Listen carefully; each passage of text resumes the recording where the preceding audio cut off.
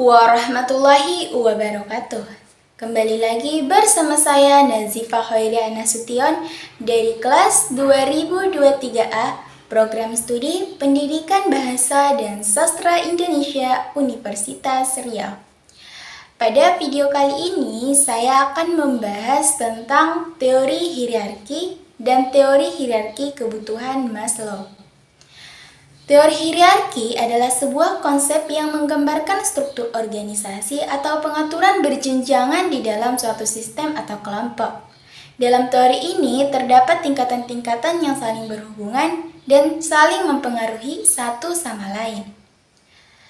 Dan selanjutnya teori hierarki kebutuhan Maslow. Teori hierarki kebutuhan Maslow adalah teori yang dikemukakan oleh Abraham Maslow, seorang psikolog Amerika. Teori ini menyatakan bahwa manusia memiliki 5 tingkat kebutuhan yang harus dipenuhi secara berurutan. Kebutuhan yang pertama yaitu kebutuhan fisiologis.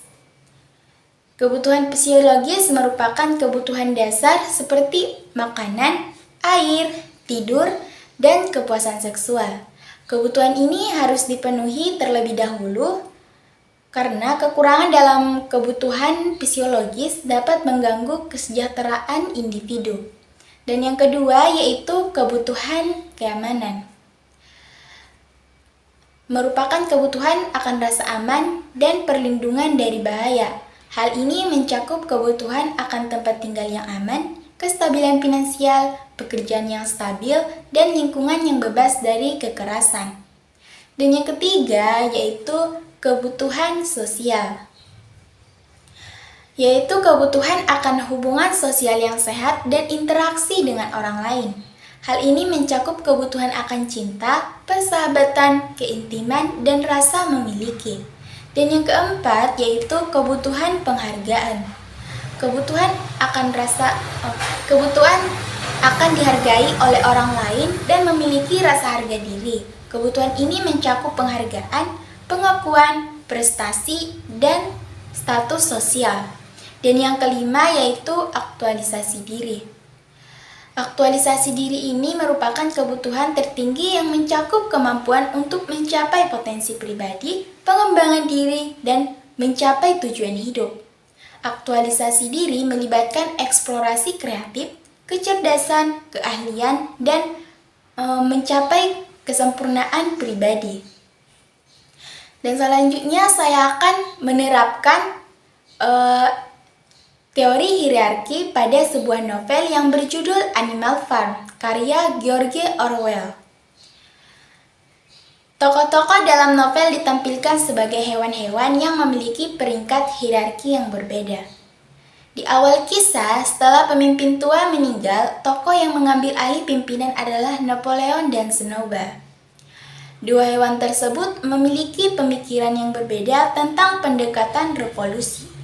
Napoleon dengan cepat mengambil alih kekuasaan dan memperlihatkan perlakuan istimewanya dan kesombongannya terhadap hewan-hewan lain. Dia juga mendirikan kelompok keamanan pribadinya yang dikenal sebagai anjing-anjing pelacak untuk menjaga kekuasaannya dan menekan lawan politiknya yaitu Snowball.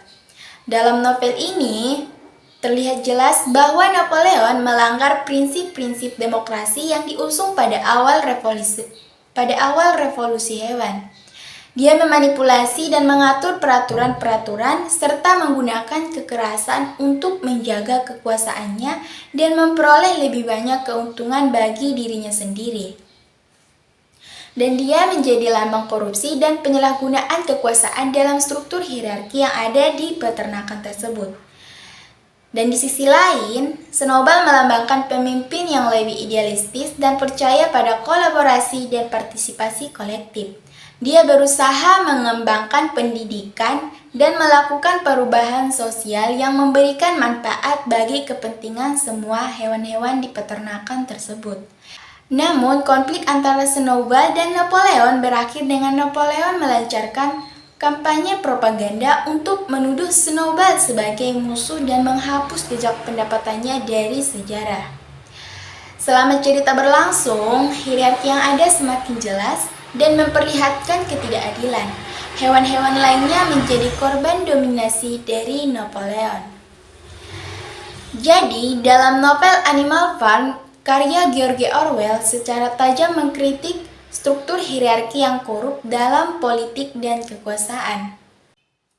Jadi, kesimpulan dari teori hierarki yaitu bahwa manusia memiliki kebutuhan hierarki yang harus terpenuhi. Jika kebutuhan pada tingkat yang lebih rendah belum dipenuhi, individual tidak akan sepenuhnya fokus pada kebutuhan pada tingkat yang lebih tinggi. Namun, jika kebutuhan pada tingkat yang lebih rendah telah terpenuhi, individu akan lebih mampu mencapai potensinya dan mendorong diri untuk mencapai kebutuhan pada tingkat yang lebih tinggi lagi. Mungkin cukup sekian isi video saya yang membahas mengenai teori hierarki kebutuhan Maslow. Wassalamualaikum warahmatullahi wabarakatuh.